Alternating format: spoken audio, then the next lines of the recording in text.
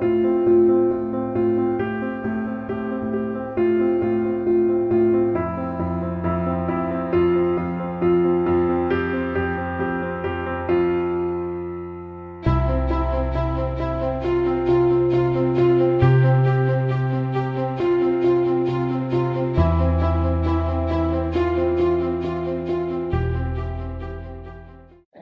and welcome to the next session, video lecture on communicable diseases which spreads through contact and vector. So today we are going to discuss about the communicable diseases. What are the communicable diseases? We will try to identify the characteristics of the communicable diseases, and we will also learn about the various modes of transmission of communicable diseases.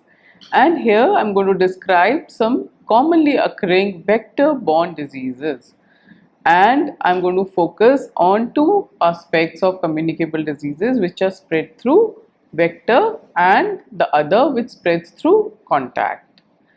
So let us start with what are communicable diseases.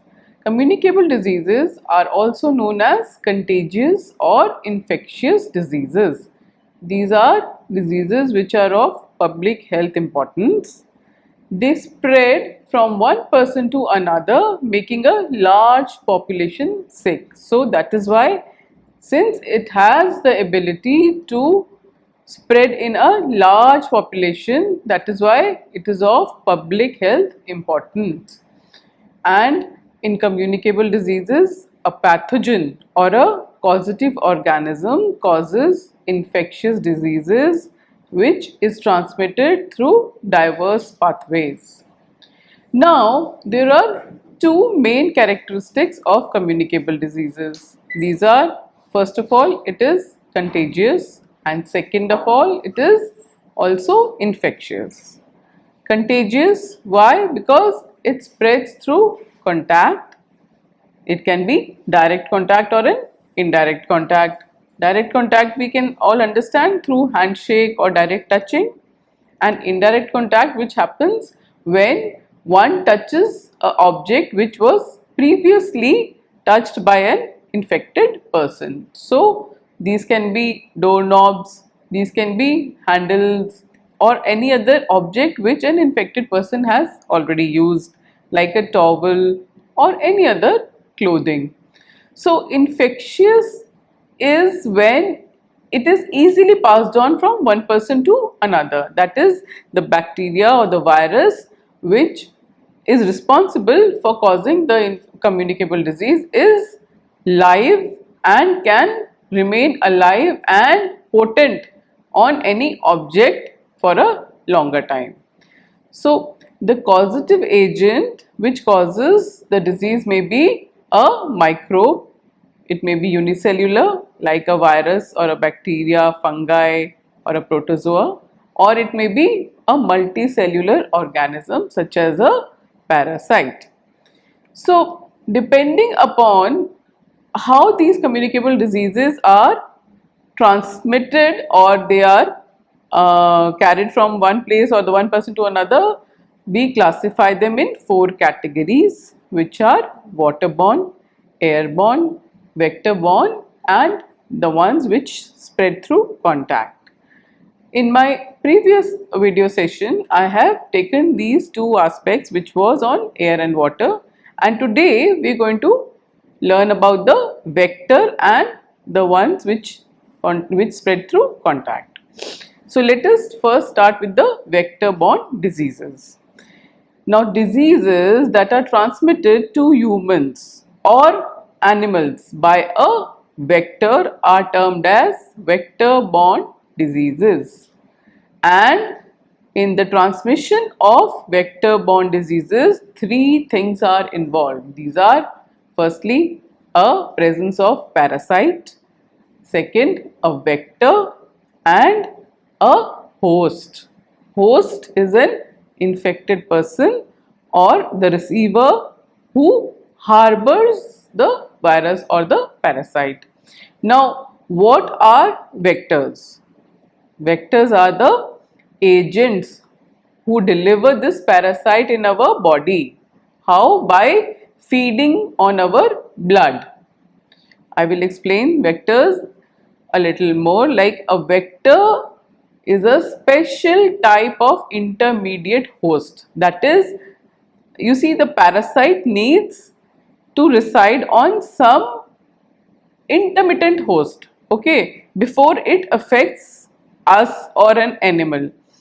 So this intermittent host is having two functions. That is, first of all, it is a mode of transmitting the parasite, the virus or the parasite in our body, and secondly, it also serves as a temporary residence for that particular organism which is capable of causing a disease or an infection. So a vector is a special type of intermediate host for the parasite, as it is required by the parasites for their development, and it is needed to also deliver that parasite directly to the subsequent host, which is an animal or a human being.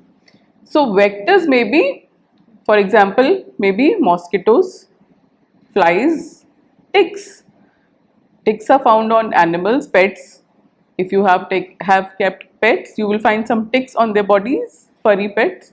Lice. Lice is what? We have head lices. Some humans have head lices on their hair. Rats. They reside also on rats and or other animals which are capable of delivering the parasite into the body of the host. These are all our vectors. So when a vector feeds on the blood of a host, it releases the parasites, which may be in the form of eggs or a larva or an adult parasite. And once the parasite is inside the body of the host, the role of vector is over and the role of parasite starts. What are parasites?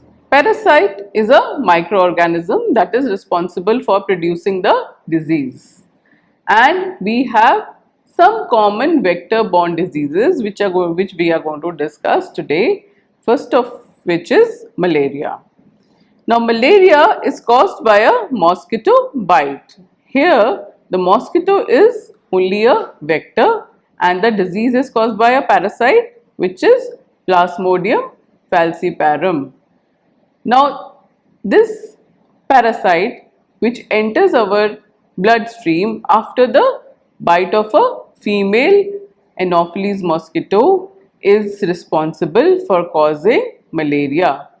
And when this mosquito bites an infected person, a small amount of blood is sucked in by the mosquito. And say about 1 week later, when the mosquito takes its next blood, the parasites present inside the mosquito mix with the saliva of the mosquito and these are injected into the person's bloodstream. And once inside, the parasites multiply within the RBCs which are responsible for causing symptoms like fever, cold or shivering, chills, rigor, nausea, vomiting and headache. These are all symptoms of malaria. Now not all mosquitoes can cause malaria. Only a particular strain of mosquito which is carrying the parasite is capable of causing malaria. And the most common type of malaria is caused by a protozoa which is Plasmodium vivax, and we all know that it is not a fatal disease, it can be cured. So the next vector-borne disease we can say is dengue. Dengue fever we have all heard of is a hemorrhagic fever, that is, it is a viral infection which is caused by viruses of serotypes, which is a group of viruses and they belong to the genus Flavivirus. Now dengue is spread by the bite of a mosquito which is known as Aedes aegypti, and this feeds on our body during the daytime. So dengue occurs in two forms. One is dengue fever, in which the patient suffers from flu-like symptoms like high fever, headache, muscle and joint pains, anorexia, rashes on the chest and on upper limbs. Next kind of dengue is where the dengue hemorrhagic fever, which is more severe form and is characterized by difficulty in breathing, and there is constant stomach pain, and there is excessive thirst and also occasional bleeding from orifices like mouth and anus. So these are the two kinds of dengue fevers which happen as a vector-borne disease. Now the third kind of vector-borne disease is filariasis. It is also known as filaria or filariasis. It is a parasitic infection which is caused by the nematode parasites. It is transmitted from one infected person to another by the bite of a female Culex mosquito, which is a vector for this disease. And filariasis is characterized by recurrent attacks of fever, swelling of the legs and hands. In this, the lymphatic drainage is obstructed and there is development of solid edema. You can see in this figure that there is swollen leg of a filariasis patient. So this disease is also known as elephantiasis because the size of the leg is swollen and it becomes huge like an elephant's leg. So this is also known as elephantiasis. Now the next vector-borne disease is plague. Plague is a deadly infectious disease and it is caused by a bacteria.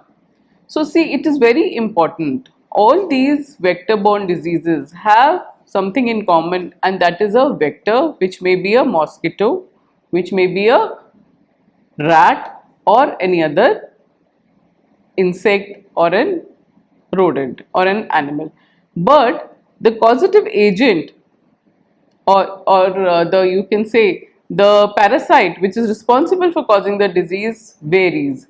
It may be a virus or it may be a bacteria or it may be some other unicellular or multicellular organism. And in plague, the plague is caused by a bacteria and it is carried by rats, primarily rodents, which spread to humans via rodent fleas which are residing on the body of the rodent. Like there are fleas on the body of our pet animals like dogs and cats. There are also fleas which reside on rat fur. So these fleas, they live on the blood of the rodents and they also harbor the bacteria which is responsible for causing this plague. Now what happens is that bacteria multiplies inside the body or the blood of the flea which is residing on a rat, and these bacteria keep multiplying and sticking together to form a plug-like thing. Why it is called a plague is because the bacteria which is responsible is residing in the flea of the flea which is present on the rat, and the bacteria keeps multiplying inside the body of the flea forming a plug. Plug is a, say you can cluster, okay. This cluster of bacteria or the plug, it blocks the stomach of the flea. Now what happens is when the stomach of the flea is blocked, it's the hunger reflex is continuously there and the flea starts its stomach is blocked, but it doesn't feel that it is its stomach is full, so it keeps attacking or it keeps sucking more and more blood. So when it voraciously bites the host or the rat or any other human being, if it comes into contact, it cannot satisfy its hunger and it keeps sucking the blood. Now what happens is ultimately the flea vomits out the blood because it is feeling very uncomfortable. Its stomach is blocked by this plugs of bacteria, and when it vomits this blood which is full of plugs of bacteria, into the bite wound, say it can be a human being or a rat, the load of bacteria is released into the blood of the host, and the bacteria enters the blood circulation of the human host, and we develop this disease which is known as plague. Now plague may be divided into three types. It may be bubonic plague, septicemic plague, or a pneumonic plague. In bubonic plague, the lymph glands are inflamed or swollen due to the presence of this bacteria. But in septicemic plague, the microbes are present in the blood, while in pneumonic plague, the microbes start residing in your lungs. Nowadays, several classes of antibiotics are available, and you can successfully treat this disease known as plague. Now, the next vector-borne disease is very commonly known, and it is known as rabies. Rabies is a fatal viral disease. Fatal is deadly viral disease, and it affects our central nervous system. And it is caused by a virus known as rhabdovirus, which affects the humans and also other mammals it can affect. Now, this disease can cause acute encephalitis, that is inflammation of the brain. And the most common form of transmission of rabies virus is by the bite of a rabid animal, an animal who is already suffering from rabies or carrying the rabies virus is a rabid animal. It can be a rat, a cat, monkey, or a dog. And once it bites a human being, this virus is transmitted from the saliva of a rabid animal to the host. And after entry of this virus via the saliva into the blood, it travels along the nerves to the brain, and then the virus multiplies in the brain and then moves to the salivary glands. The most striking symptom of rabies is hydrophobia. You must have heard of hydrophobia is fear of water. That is, rabies is characterized by symptoms like hydrophobia, high fever, excessive salivation. Your saliva gets formed very fast, and it droops out. There is spasm of the skeletal muscles, and it starts from your facial muscles. So, first of all, the facial muscles encounter a spasm. But rabies can be prevented both in humans and other animals by vaccination. This is a preventive vaccination, and usually we do not have any treatment, because once the disease develops, the treatment of the disease is rare. So these were all the vector-borne diseases. Now I am going to the next part, which is the diseases which spread through contact. There are several diseases that are spread through physical contact with an infected individual. Now these diseases are spread through close physical contact, which may be in the form of a sexual contact, or it may be in the form of a non-sexual but close contact.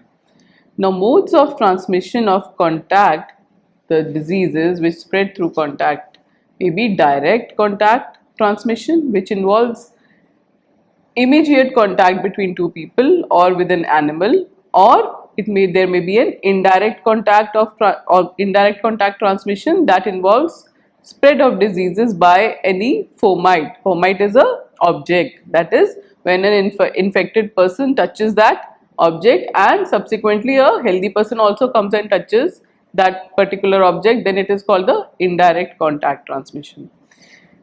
This can also be a exchange of clothes. Sometimes we use other person's used clothes. That is also not recommended, because if that person is suffering from some kind of a disease, then there are chances that we may also trap those particular positive organisms.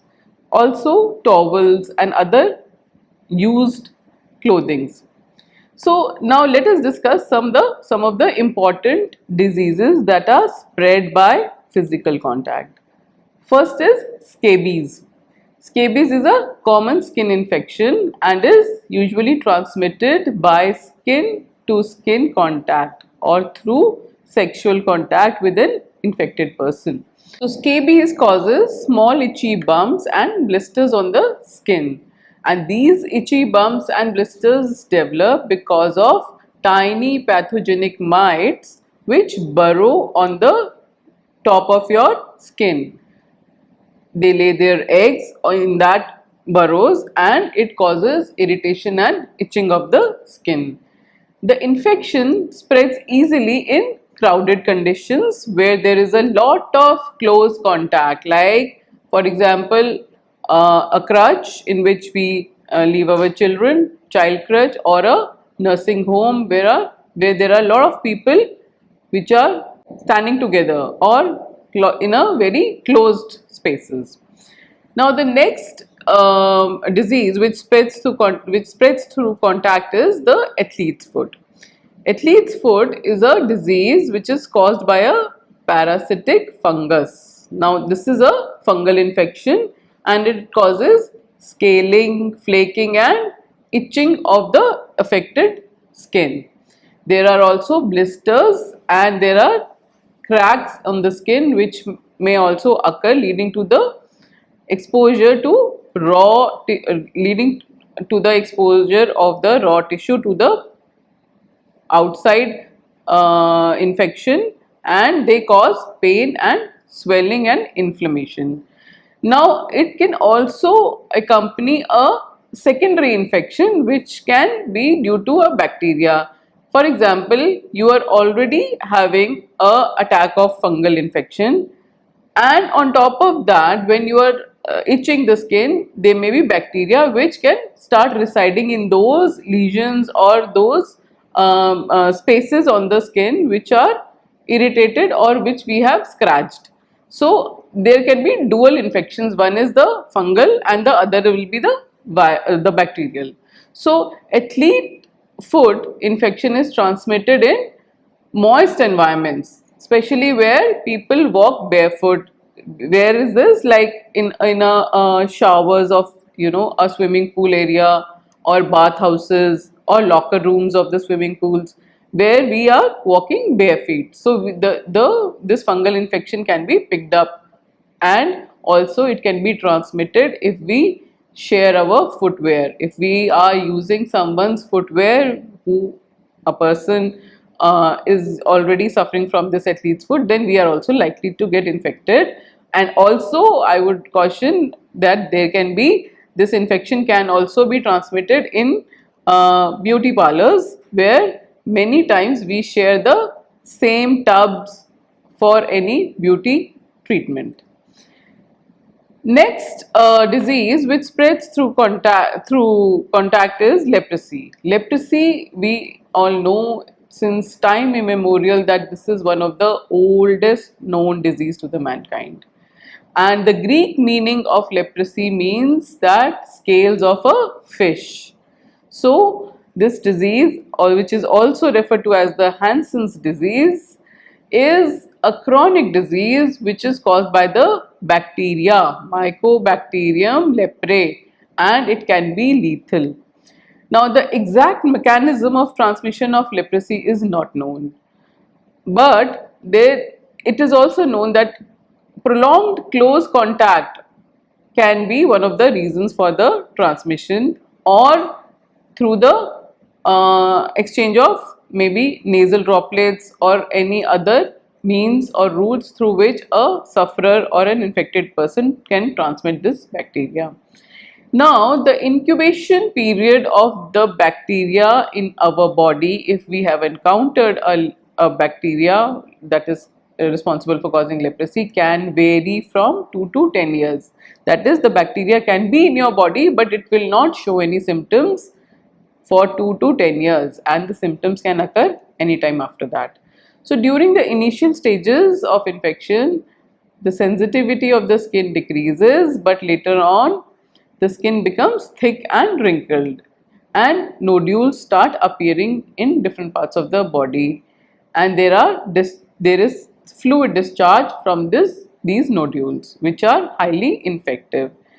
And these nodules can rupture and lead to development of deformities of hands, toes. You must have seen a leper in older days. He was not having fingers, toes. They are all eaten up by the bacteria. So the primary external symptom of leprosy is skin lesions, and if leprosy is left untreated, it can be progressive, causing permanent damage to the skin, to the nerves and limbs and also eyes.